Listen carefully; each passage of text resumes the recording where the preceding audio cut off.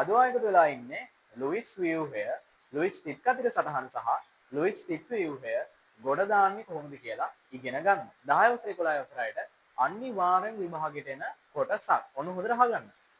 කොහොමද ඔයා ලුයිස් ව්‍යුහය මුලින්ම අඳින්නේ? ලුයිස් ව්‍යුහය.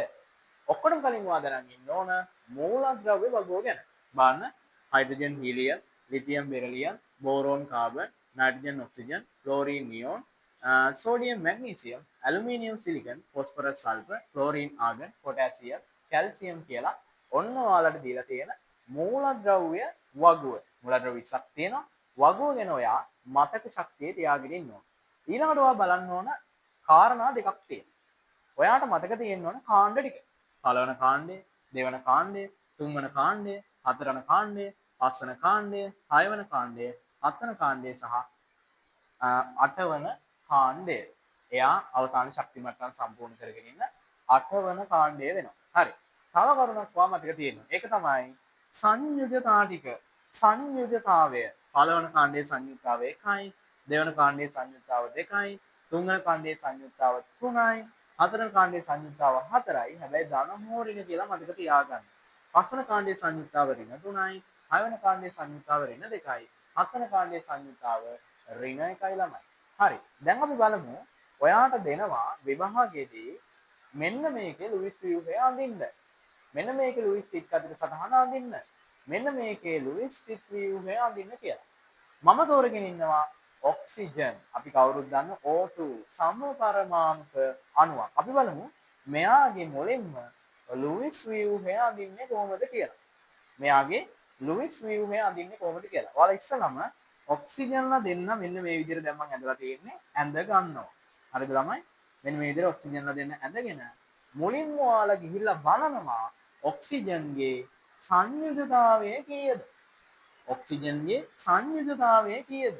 හරියටම 2යි. එහෙනම් මෙන්න ඔයා ඇඳ ගන්නවා 1යි 2යි කියලා. ඔන්න ඔක්සිජන්ගේ සංයුජතාව 2යි. ඉවරද? අපි ලුයිස් ව්‍යුහය ඇඳලා ඉවරද? නැහැ.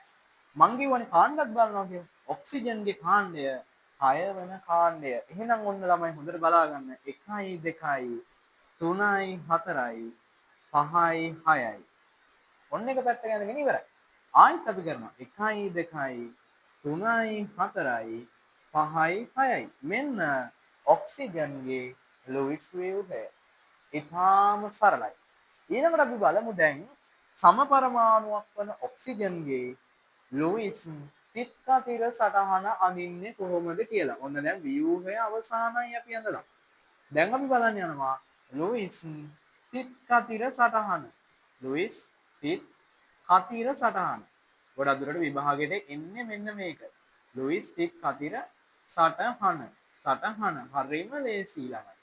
දැන් ඔන්න අපි අඳින්න යන්නේ ලුයිස් ටික් අතර සටහන තමයි දැන් අපි අඳින්න යන්නේ. මොකද අපි යන්නේ සම්පරමාණුක අණුවක් වන ඔක්සිජන්ගේ ලුයිස් ටික් අතර සටහන තමයි දැන් අපි අඳින්න යන්නේ. කොහොමද අඳින්නේ? ඔක්කොටම කලින් ඔයාලා දැනගන්න මෙන්න මෙතනදී මේ ඉරි අඳින්නේ නැහැ අපි.